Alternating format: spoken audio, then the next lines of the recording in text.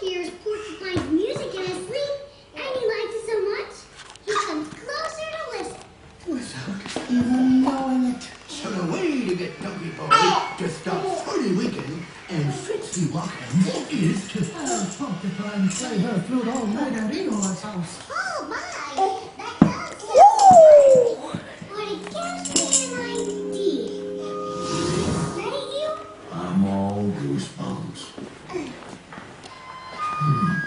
Sounds kind of peaceful like. Makes me wanna...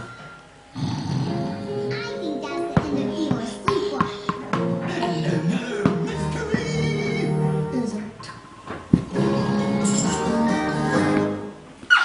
What were the sleuths watching Eeyore do every night? Was it sleep talking? Sleep driving? Nap time.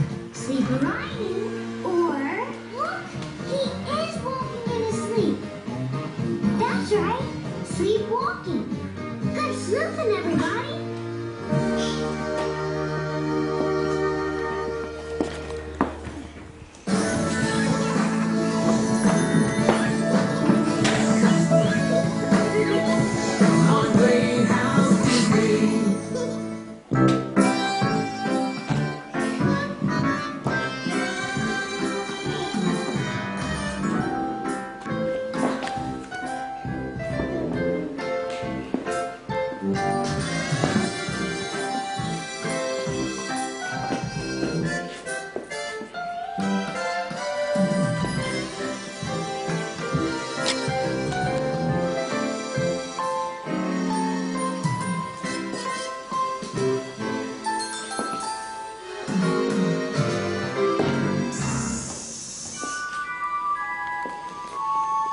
Jake is a snake who's small and bright green. So small, in fact, he's never seen. He slithers along the ground so low. He'd stop for a chat, but no one would know. For all Jake sees are hooves and feet. Not the prettiest of sights for a snake to meet. Whenever he calls, "Hello up there," a reply from above is ever so rare. One night in bed while reading a book, Jake turned to a page which made him look. He saw a picture of a balloon, all red and shiny, as big as the moon. "That's it," said Jake. "I'll take to the sky and look other creatures straight in the eye." With that, he smiled and switched off the light, lay down in his pillow, and slept well all night. He bought a balloon the very next day for the dear old dog, whose neck was red. Jake added a basket with pieces of string and strung up some sandbags, which completed the thing.